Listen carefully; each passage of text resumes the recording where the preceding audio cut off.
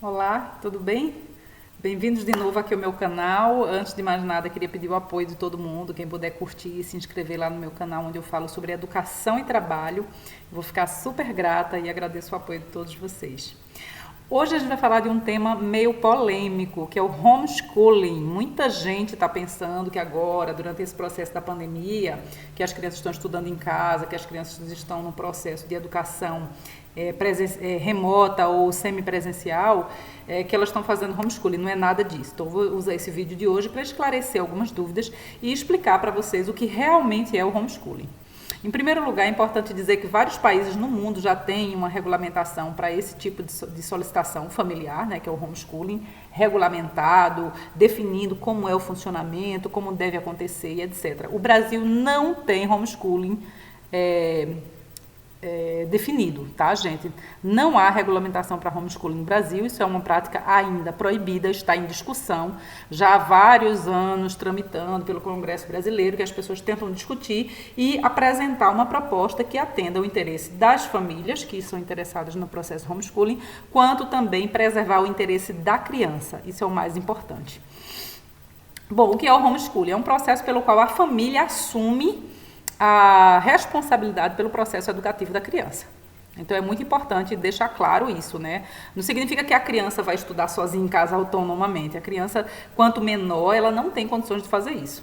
Então imagine uma criança na quarta série, no quarto ano. Como é que ela vai entender o currículo que ela deve aprender, as aprendizagens esperadas? Como é que ela vai desenvolver a atividade se não tiver um adulto tutorando ela ali perto? Então o primeiro mito a ser desfeito em relação ao homeschooling é que a criança estuda sozinha. Não.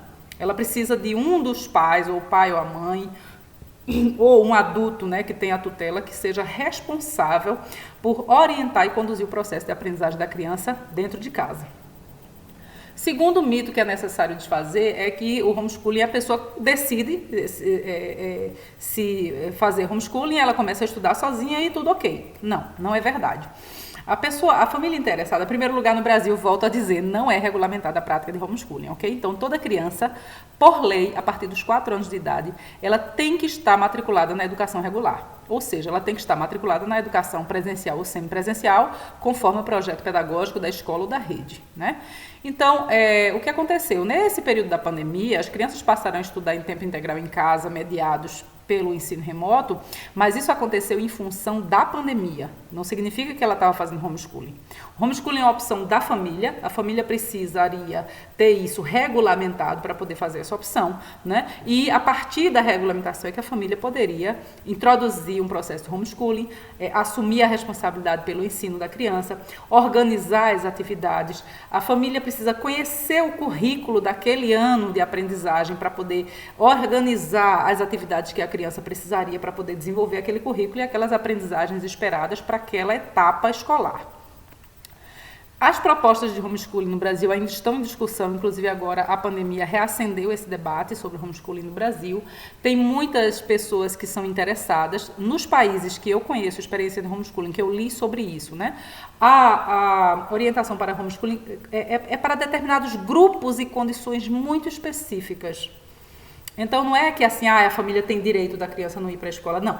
O direito fundamental aí é o direito da criança a frequentar a escola. Isso envolve aprendizagens, currículo, convívio social, desenvolvimento emocional e social, desenvolvimento intelectual e tecnológico, o desenvolvimento na escola prevê o desenvolvimento da criança nas várias áreas de inteligência, né? Então, se a família pretende suprir essa demanda da criança, é importante que a família tenha condições, né, de realmente assumir esse papel de propiciar o desenvolvimento seguro da criança para que ela não seja privada do direito de frequentar a escola. Então, o direito aí fundamental não é o direito da família, é o direito da criança. Particularmente, eu não sou favorável ao homeschooling. Eu acho que a criança perde demais com a aprendizagem em casa, circunscrita ao ambiente familiar. Ainda, do ponto de vista da aprendizagem, do ponto de vista pedagógico, a criança tem várias perdas, vamos dizer assim, que a escola é capaz de suprir.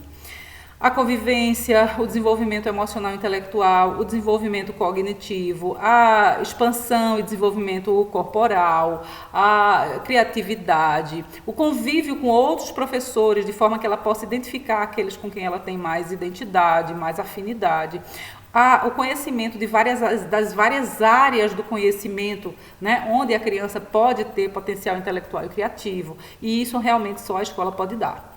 Então, imagine uma família com 2 crianças ou 3, que tem apenas a mãe como chefe de família, como é que ela vai dar assistência a essas 2 crianças? Ou então, como ela vai poder apoiar o desenvolvimento da criança nas várias áreas se a mãe é especialista em uma única área, né? Isso é um problema a ser pensado, a gente avaliar isso antes de dizer, ai, que ótimo, homeschooling é muito bom. Não. Outra coisa, né? A proposta de lei que está tramitando no Congresso, a mais recente agora para o homeschooling, prevê várias adaptações à realidade brasileira, né? Não significa que a criança vai estudar em homeschooling e ela não vai se submeter a nenhum tipo de teste ou exame.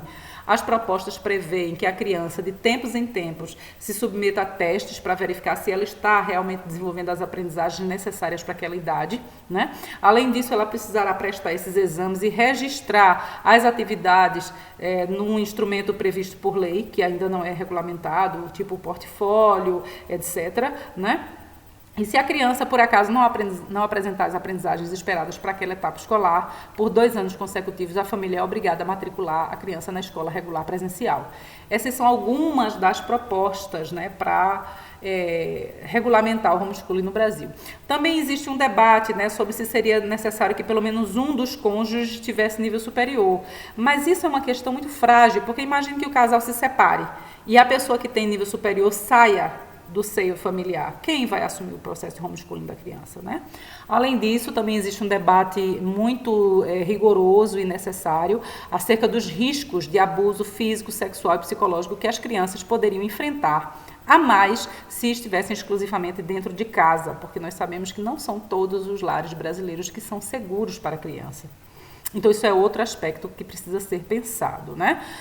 Será que o homeschooling seria bom se fosse regulamentado a partir de uma determinada idade e série? Bem, é outra discussão também que as comissões de especialistas de educação do governo brasileiro estão discutindo também, né? Se isso seria uma saída viável, né? Ou se seria permitido o homeschooling desde a primeira infância. É outra questão também muito séria, né? Porque na primeira infância é onde a criança, toda pessoa, né, desenvolve a grande parte de todas as suas funções e capacidades neuronais. Toda a rede neuronal é finalizada até a primeira infância, 7 anos. É um momento crucial para estabelecer um processo de desenvolvimento saudável para a criança ali. E se a criança perde isso, isso é irrecuperável. Então, esse é um ponto muito necessário, né? A discussão sobre homeschooling avança no Brasil, temos muitos debates, temos muitas discussões e pensamos que isso em breve deverá ser regulamentado. Como especialista em educação, na minha opinião, essa regulamentação deveria ser para grupos específicos, em situações muito específicas e jamais permanente para todo o processo de educação. Ou seja, uma criança não pode passar todo o Fundamental 1 em homeschooling, também não pode passar todo o Fundamental 2 em homeschooling.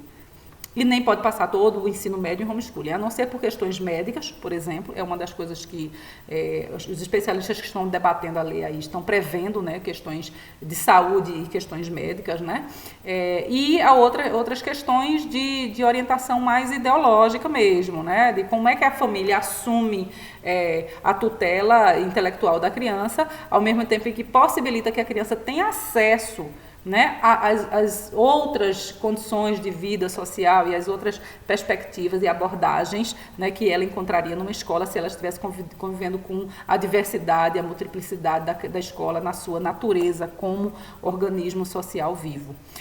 Então, é um debate ainda que está transcorrendo, né? Nós pensamos como isso vai ser. Eu espero que o Brasil encontre uma saída, uma solução importante e segura, né? Para garantir, acima de tudo, o direito das crianças, né? E preservar os princípios filosóficos que estão dentro, né, do conceito de escola e de educação e de família. Então é isso, espero que vocês tenham gostado desse vídeo. Comentem, compartilhem para alguém que está interessado nesse tema sobre homeschooling e a gente se vê lá no canal. Abraço!